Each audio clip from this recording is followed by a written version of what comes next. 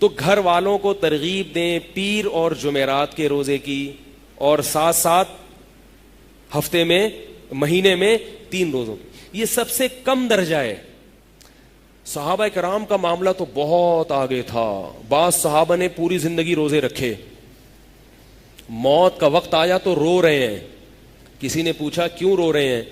فرمایا کہ میں جو روزے رکھتا تھا نا اللہ کے لیے، اور گرمی کی شدت میں بھوک اور پیاس برداشت کرتا تھا اللہ کی خاطر، وہ لذت اب مجھے کبھی بھی محسوس نہیں ہوگی. قبر میں جنت کی نعمتیں تو ملیں گی، مگر اپنے محبوب کے لیے بھوک اور پیاس برداشت کرنا، اس نعمت سے ہمیشہ کے لیے محروم. بعض لوگوں کی عبادت اللہ ایسی آنکھوں کی ٹھنڈک بنا دیتے ہیں کہ انہیں حور و رنگ میں وہ مزہ نہیں آتا جو عبادت میں آتا ہے.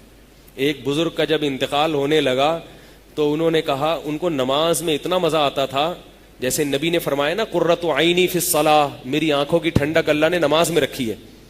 ہم تو نماز پڑھتے ہیں مجاہدہ کر کے، نبی جو نماز پڑھتے تھے تو آپ کو تو دل لگتا تھا، اس میں آنکھوں کی ٹھنڈک تھی.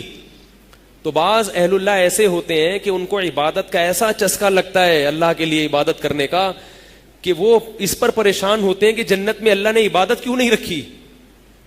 تو ایک بزرگ کہنے لگے کہ میرا جب انتقال ہوگا اور قبر میں کوئی حور آئے گی تو میں اسے کہوں گا بی بی یہ مصلی بچھا، ٹھیک ہے نا، یہ مصلی بچھا، خود بھی نماز پڑھ اور مجھے بھی اللہ اللہ کرنے دے.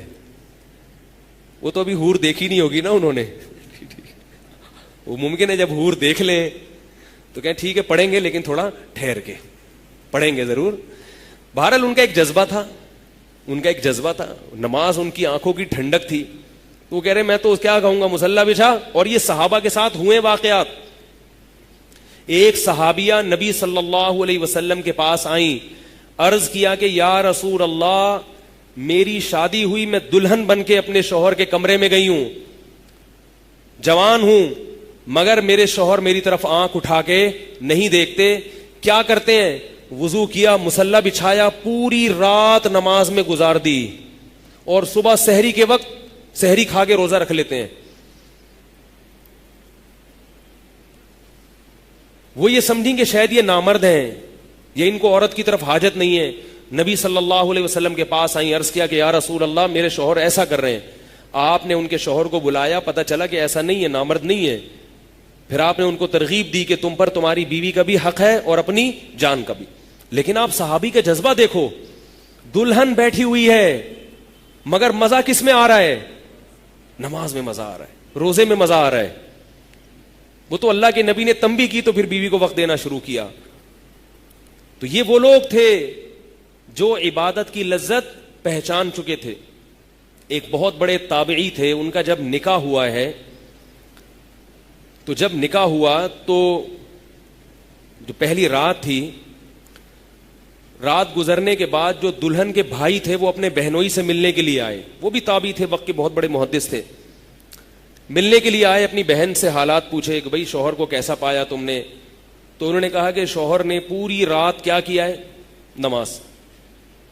پوری رات کس میں گزار دی؟ نماز میں گزار دی.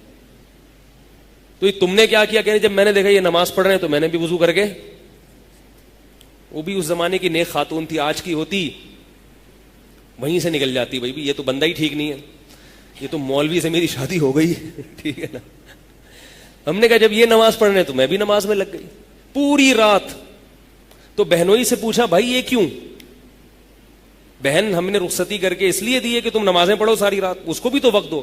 تو انہوں نے کہا میں جب کمرے میں آیا تو میں نے دلہن دیکھی خوبصورت، اور دلہن کا خوبصورت کمرہ سجا ہوا جو ایک ہی دفعہ زندگی میں انسان دیکھتا ہے اس کے بعد ترس جاتا ہے بیچارہ، ٹھیک ہے نا، دیکھنے کے لیے.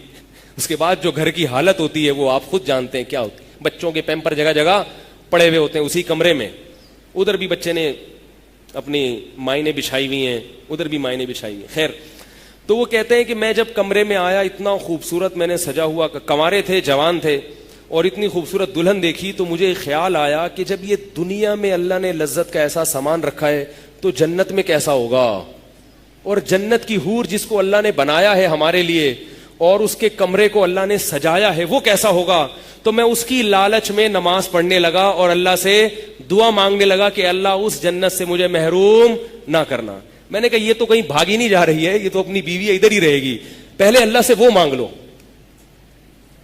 تو ان کو پتا تھا کہ نماز میں ملتا کیا ہے, روزہ رکھنے سے ملتا کیا ہے, تو اس لیے ان کو نماز میں بھی مزہ آتا تھا اور روزے رکھنے میں بھی مزہ آتا تھا.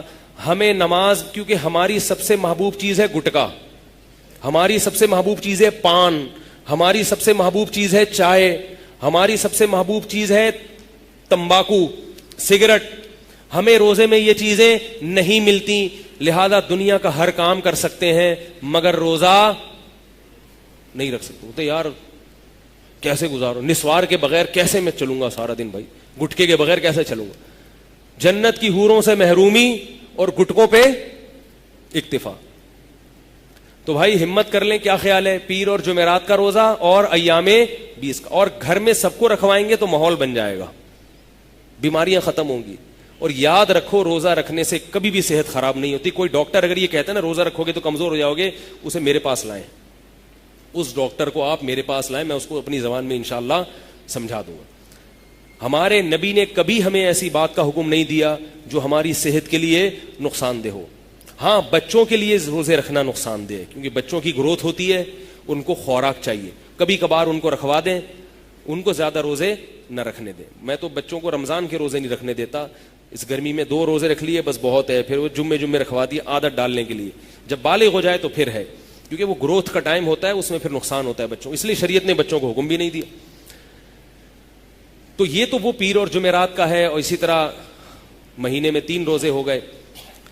باقی کیا کرنا ہے کہ اگر آپ کے لیے پیر اور جمعرات کا روزہ رکھنا مشکل ہے تو یہ کوئی لازم نہیں ہے, جب آسانی ہو اس دن رکھ لیں. ہفتے کو بھی بعض لوگ پیر جمعرات کو پکڑ کے بیٹھ جاتے ہیں, اب ان کو ہفتے کے دن مثال کے طور پر چھٹی ہوتی ہے آفس سے, اتوار کو چھٹی ہوتی ہے, روزہ رکھنا آسان ہے, لیکن وہ کہتے ہیں نہیں روزہ تو پیر کا سنت ہے, میں اتوار کو کیوں رکھوں. تو یہ بھی بدعت ہے. یہ سوچ کیا ہے؟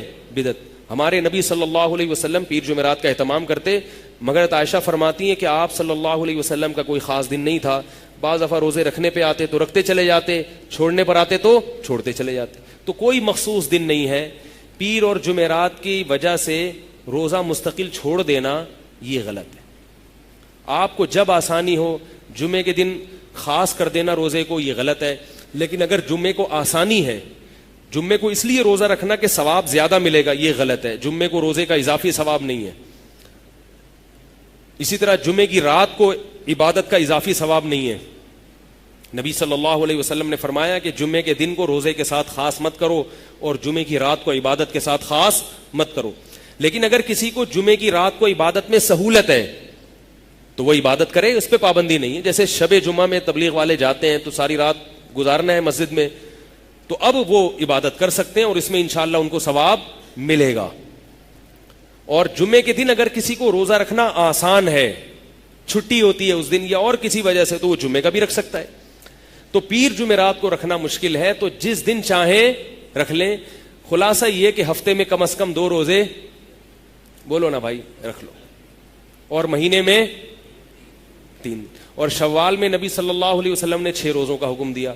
اس میں شاید یہ حکمت ہے کہ ویسے تو ہر مہینے 3 کا حکم دیا, مگر شوال میں 6 کا اس لیے, شاید اس میں یہ حکمت ہو کہ رمضان میں جو روزوں کی عادت پڑ چکی ہے وہ ایک دم سے چھوٹ نہ جائے, وہ تھوڑی سی عادت برقرار رہے, شاید یہ حکمت ہو. تو اس کا فائدہ یہ ہوگا کہ بہت سی برائیوں سے بچ جائیں گے, نفس پہ کنٹرول کرنے کی صلاحیت پیدا ہوگی. روزہ رکھ کے انسان بہت سے گناہوں سے بچتا ہے.